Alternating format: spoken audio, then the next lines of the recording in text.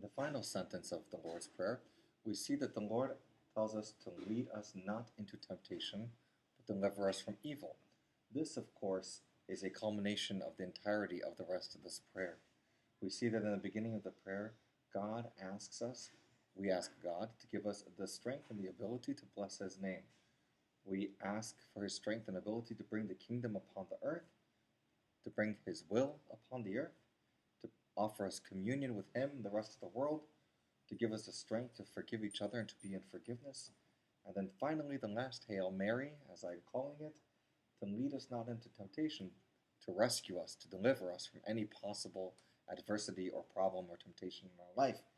This, of course, means that we are actively asking Him not to allow temptations in our life because we have to even offer our will at this point.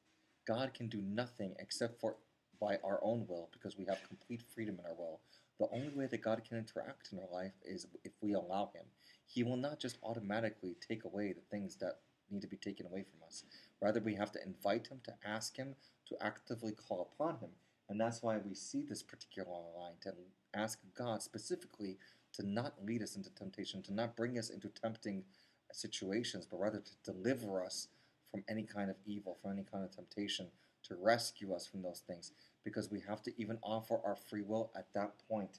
Nothing is taken for granted by God, and we have to even ask for the most obvious things, which is to take any evil or bad away from us. And so we see that this particular part of the prayer opens up that particular experience to offer even the most obvious of things, so that we learn completely how to offer our freedom and our free will back to God, so that He can then deliver us from any temptations and deliver us from any evil and keep us from anything that will break our relationship with Him, with ourselves, with each other, and of course with the world around us.